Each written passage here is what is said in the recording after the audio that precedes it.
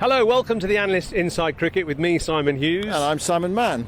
A day of attrition, I suppose you'd call it today, with England eventually getting 387 and India replying with 145 for 3. So slow scoring again, and India really sort of getting stuck in like England did.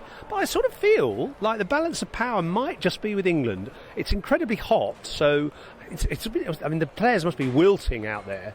But I just feel maybe England, with the runs on the ball, might have the advantage. What do you think? I think it's a really even game. It's to be decided. I mean, it's been an arm wrestle of a game. I just spoke to Jasprit V Jofra, and he was saying, I think it's slightly in our favour because it's very hot. You know, we know these conditions, we know this pitch, or this type of pitch. But look, it's all to be decided. I don't think we can be categorical. What do the Betfair odds say? Well, the Betfair odds haven't changed much actually from yesterday. So the percentage win for England at the end of the first day, 50%, 25% the India draw, and 25% the India win, and 25% a draw. Now 51% England, so England have gone up by 1% after all that work today. India now 34% chance of winning, and the draw has declined quite a bit. So England have just slightly edged ahead. You talk about Bumrah, and we'll talk about balls and cricket balls in a bit, because we have a special guest. We have Dilip Jajodia, the head of Duke's balls, to talk to us later about the constant changeables. But the man who uses those balls better than anyone, Jasprit Bumrah, 5 wickets today. I'm going to call him Martini, Simon. I'll tell you why. Anytime. Do you remember the old slogan? Anytime, any place, anywhere. Yeah. 215 test wickets now at an average of 19.5, but far more wickets away from home than at home. 48, I think it's 48 wickets at home and 173 away from home, averaging about 18. So absolutely incredible as the ground gradually clears. You can probably hear a few security guards shouting at a few drunks who need to get out of the stand. But anyway, I mean, Bumrah, a genius really, and he took 5 wickets again today. Well, he's magnificent. I mean, he used the new ball really well this morning and knocked over England's middle order. 3 of them bowled. Okay, one was yesterday. I actually said to him, which wicket did you like the most? And he thought about it for a bit, and he said, actually, Harry Brook. And the reason for that is because it was with the old ball. And and that's the challenge, isn't it? To try to take wickets on a slowish pitch with the old ball. The new ball, it's a bit there for you, especially a bowler of his quality. He was just brilliant this morning. I think there's something spectacular, isn't it? Something wonderful to watch a fast bowler knocking over the stumps. And he bowled Joe Root, via the inside edge. Harry Brook yesterday, beautiful delivery to get rid of Ben Stokes, just nipped back down the slope through the gate.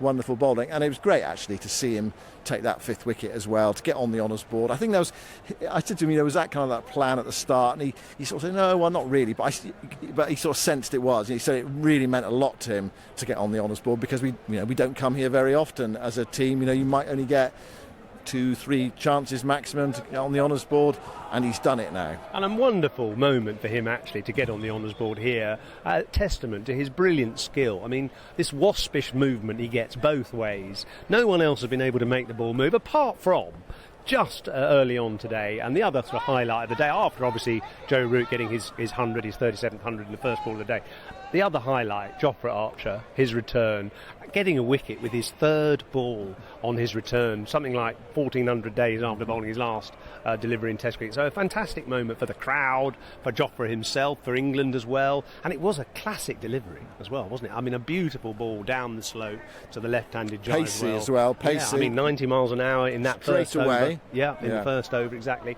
And then getting the ball just to leave the bat. And in fact, Stuart Broad on commentary almost equated that delivery with many that the Glenn McGrath bowled, his idol, Stuart Broad's idol, Glenn McGrath bowled at the pavilion end. We'll show you, actually, if you're watching this on video, you'll see the similarity between the ball that McGrath bowled to Strauss, and we'll talk about Andrew Strauss in a bit, because it was a red for Ruth Strauss day today. We'll talk about that in a bit, but the ball that McGrath got Strauss out with here in 2005 was almost identical to the ball that Jofra Archer bowled today to get rid of Jai as well. I mean, just down the slope, beautiful use of the angles to get the edge and take the ball through to slip. Fantastic. Yeah, wonderful. And good catch from Harry Brook as well. It was also high octane stuff, wasn't it, in that first Jofra Archer? I think what you just saw in his reaction as well, the emotion in his reaction, how much it meant to him. You know, he was off to celebrate, and he was mobbed by his teammates. They knew how much it meant to him, and you could see how much it meant to him as well as he celebrated that wicket. So a dramatic start. But then after that, India just quietened everything down, didn't they? Really, they made it look quite comfortable, and it's kind of like it was a day of calm and, as you say, attritional cricket, punctuated by big moments. And that was definitely one of them. The Bumrah wickets early on in that first hour, they were other moments as well, big moments in the day. Sort of in between, you said last night the pitch has gone to sleep. It felt as if the cricket was a little bit asleep, but then it was roused by those big moments in the day. And the change in the day when England were batting, with those early wickets that Bumrah took today, then India changed the ball, having seen it move all over the place. And the replacement ball did absolutely nothing. Now, here's the moment to bring in Dilip. Dilip, if you come over, why are they changing the ball so much, do you think? Well, because they have a perception that obviously you look at it, and normally you've got some balls here, that's an old ball, you look at it, and you could argue that, you know, it's not perfectly round, but if it's batted with a pretty powerful bat, you expect that. Then also it's a question of how it responds to the pitch. Now, they might say, oh, well, we want a harder ball to get more out of the pitch. So, you know, there are so many different... I mean, cricket's this incredible game. There's so many different aspects to it. And so that's the problem. I can assure you that we don't set out to make deliberately balls that don't work. We put a lot of effort into making the balls right. It's a long process. I mean, I've got a centre here. Now, I could make the centres harder, you know. So you this say, is the centre of the ball. Yeah, that's the centre. A cork centre, right? Yeah, cork and rubber mixed, and you can adjust it. So you've got to be very careful. We still make it to a British standard. We just don't make balls, we make it to a standard. And if you're not careful and given to pressure and you make them harder or whatever, you could get into all sorts of trouble. You could have broken bats and broken fingers. So when people criticize the product, we have to take it on the chin. I always say, let's wait for the balls that come back for us to inspect. One of the small problems is that at the end of a game they get a bit muddled up with all the spare balls. You know, sometimes I never get the exact balls that have been changed. There's no mark made on them. So whatever Bumrah probably takes the one he took 5 wickets the guys, with. Exactly, they do, and that's the problem. He's probably very happy with it.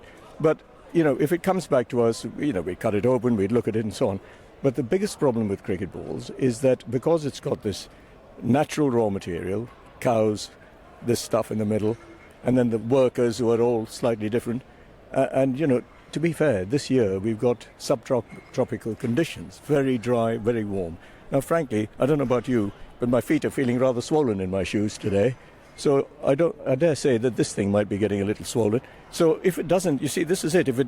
I'll just demonstrate this. You've got the little disc that the umpires put the ball through there. This is the ring. The ring, yes. yeah. You see, now, strangely enough, it goes through, you know, it's supposed to go through the ring both ways. Now, it goes through, it's not going through very well there. You turn it on its side, and it's going through.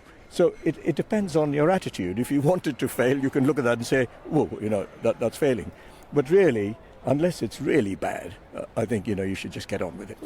Yeah, sorry. So do you think teams are going through phases of play and they're not taking a wicket and they're saying, oh, let's see if we can get the ball changed because we might get one that does a little bit more? Is that what you think might be happening? And if it doesn't go through the ring, then it's got to be changed. Yeah, but you can actually kind of get it through the ring if you want to. Yeah, I mean, the umpires can push it through if they want to, or they can make it hang in there. And it really, I think, I'm not accusing anybody specifically, but I think it's human nature. If you're not kind of doing well, you want something to assist you, and if there's a chance you can get something to assist you, you go for it, don't you? You can't blame them. So I think there's a bit of that, but I'm not making any excuses. God. Yeah, sorry. So I'm not making excuses, but I'm just pointing out that there are factors, and the wonderful thing about cricket is there are so many different factors. So, you know, as I said earlier, there are dry, hard pitches. Bats are now very powerful, and the ball is being hit into the stands a lot more often. It's clattering against very hard objects. So all that has wear and tear on the ball. Is there any difference in the leather? No, nothing at all. Nothing at all. We keep to the British standard. The skill is making sure it's consistent. But I can't control the consistency 100% because of the variations. It's natural material. human beings stitching the product. But I can assure you that we've been in business since 1760, so I think we get it right most of the time. You don't look that old. Well, I know. I wasn't there at the start, I'm pleased to say. But I think that over the years we've been very consistent. It's been a bit of a problem in recent times, but the game is evolving and changing. I think the demands are greater. So, we will obviously look into what's possibly gone wrong and deal with it. But, I've got a very shiny-looking ball here, which is what we supply for the West Indies, which is fundamentally the same ball. This is for the West Indies series. Currently being played in Australia. Yeah. There's no West Indies, in West Indies. In West Indies, yeah. There's no grease in the ball. It's got a hard, polished finish. So you put a grease on the ball in England, don't yes, you, that's to waterproof. That's it. That's it. But you don't do that over there because, frankly, the conditions are too hard and lots of concrete around the grounds and so on. So if they want a harder ball, there's all sorts of things we can do. Make the centre harder, tan the leather like we do for the West Indies. Don't use grease. If that's what they want. But we have to be careful. I think the people who run the game will take due consideration, trust, they might take some advice from me who makes the ball, and look to see where we go. But in general terms, this is not something unusual. Ball changes are around. That's why every country has a fourth umpire with boxes of balls ready to go. This has become a bit of a common thing. I would rather have no ball changes, but it's not completely unusual. And all I can do is to apologise for any inconvenience. But they seem to be playing okay. I mean, you watched enough cricket. It sounds okay to me. Mm-hmm. Yep. Goes off the bat. Bumrah got a bit of movement, Yeah, sure. I mean, what's your view? I mean, I made this, which actually you vaguely agreed with Simon yesterday. I made this suggestion that maybe there should be a new ball after 60 overs in Test cricket from now on. It was something that used to happen 70, 80 years ago. Now it doesn't. You get a new ball after 80 overs. And it seems like the play in this series anyway has been a bit dull after 40 overs when the ball goes soft, the batters can't get it off the square and the bowlers can't get it through to the keeper. So we've had 2 Test matches here where the ball seems to have died a bit. Have you got a view on that? Whether you should take a new ball at 60 overs instead of 80? It's worth considering. I mean, the ball...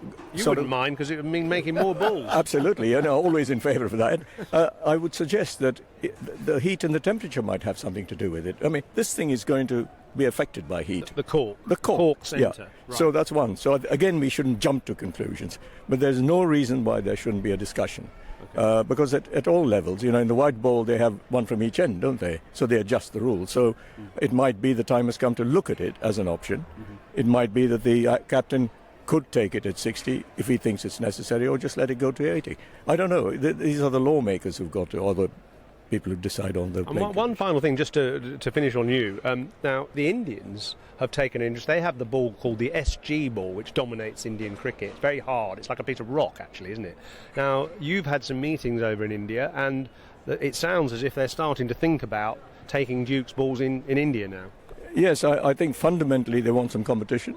There's a monopoly. There are plenty of manufacturers in India, but there is one approved manufacturer, and they're a pretty big company and great people and all that, but it's a one-horse race, so of course they've encouraged us to come into the market and provide competition, as we've done in Australia. But I think it's always good to have 1 or 2 horses running, and yes, we're there. We've formed a company. There is Duke's Cricket LLP formed, and it won't be long before we start getting some product into the market. The reaction has been fantastic, so we look forward to it. So in this half of the podcast, we're going to talk about umpiring and delays in the game. This is the Betfair exchange. I don't know whether we'll argue about this or agree on this, actually, but there have been a lot of delays in this Test match for unnecessary things. We mentioned about the Ladybirds yesterday, and Pant having repairs to his fingers, and bowlers wanting to change their shirt or whatever. I don't know. There have been sort of all sorts of odd delays during the last couple of days. Should the umpires be a bit stronger? I think they should. I think umpires should say, come on guys, let's hurry it along a bit. I mean, I love the umpires. They do a fantastic job. It's a hard job, but I think they should be a little bit firmer. And some of these delays with batsmen taking a drink or bowlers, I don't know, faffing around. There's a lot of faffing about, isn't there? And again, what is it, 15 overs short today? I mean, that's extraordinary, really. I mean, look, it's a perfect day. There's no bad light. There's no weather interruption, anything like that. We've lost 15 overs. So I think, one thing which we do agree on is that's not really acceptable for the spectators who turned up today. And look, here, everyone pays a lot of money, don't they? At Lord's, you pay even more. And it's a great experience, and it's a real sort of tight, tense tussle out there. But we've lost well over an hour's cricket today on a day when there's absolutely kind of no reason for it.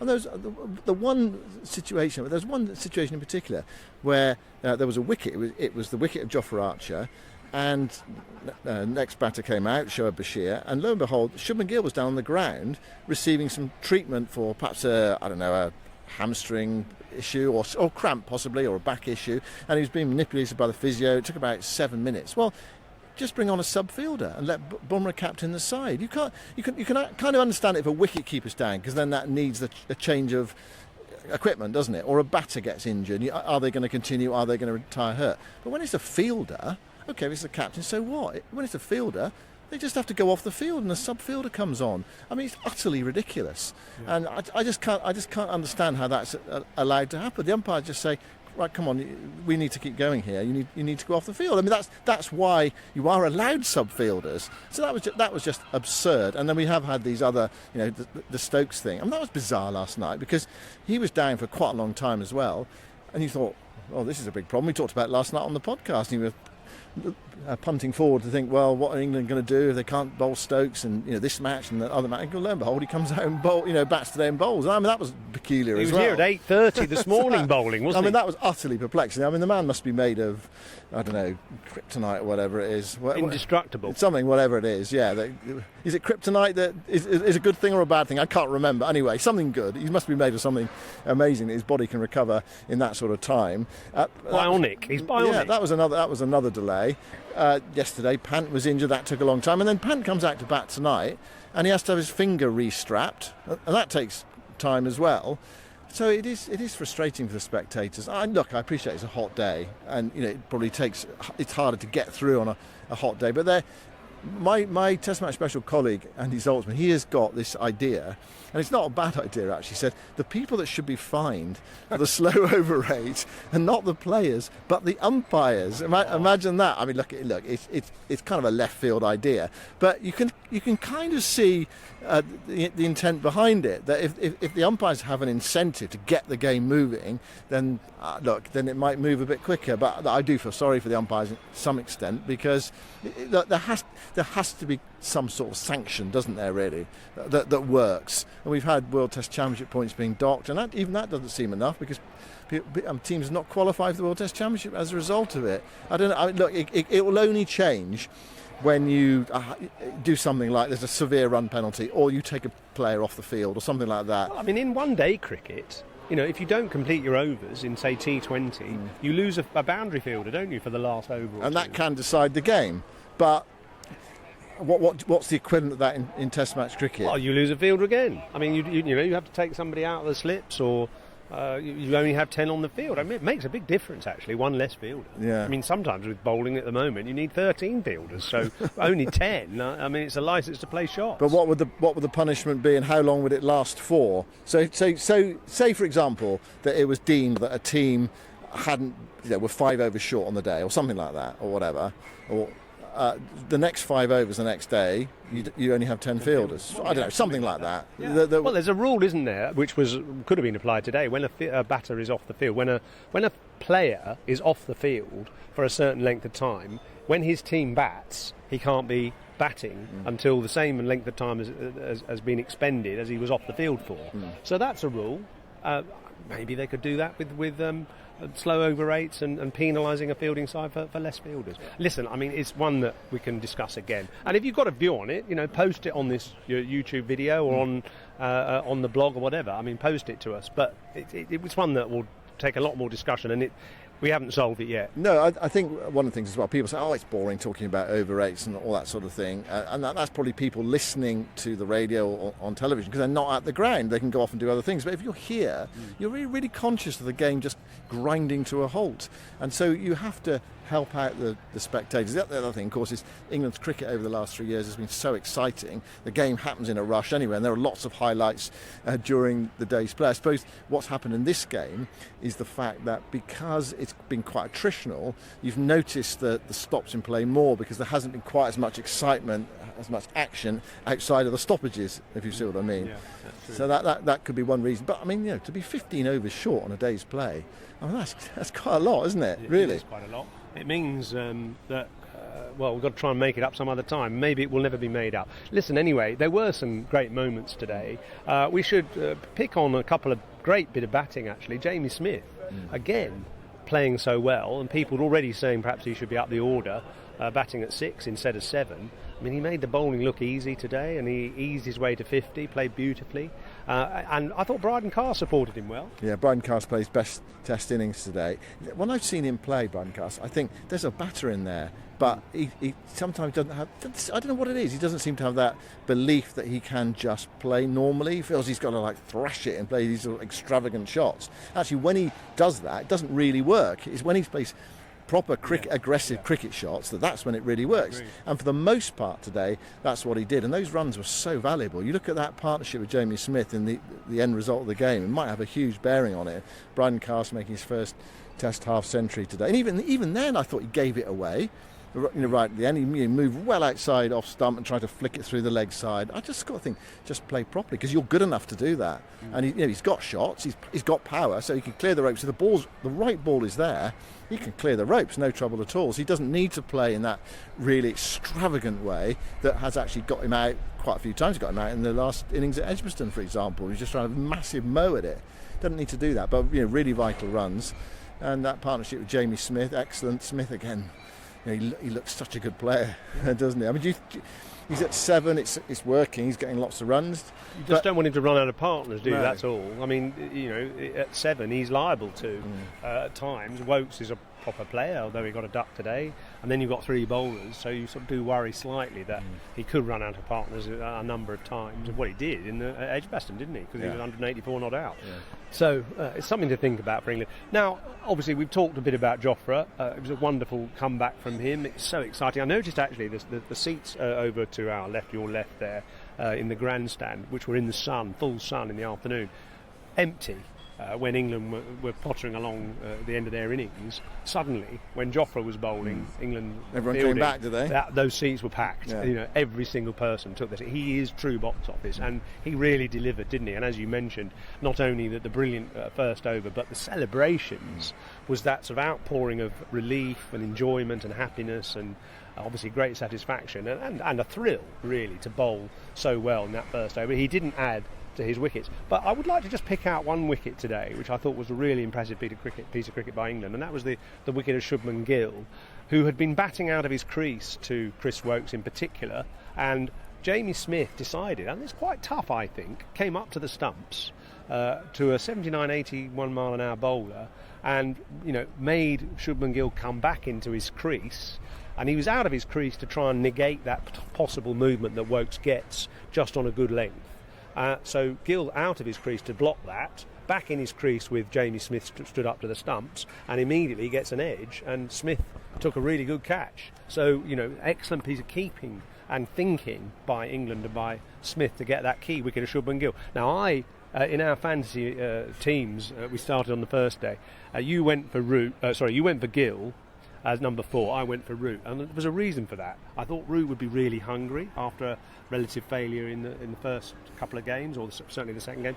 I thought Gill might just be exhausted, and sure enough, Root's been the man so far. Yeah, well, look, we haven't really talked about him at all. He made his 100 today, 99 not out, hit his first ball of the day for 4, and then was cleaned up by Bumrah. But I think you're doing quite well in that.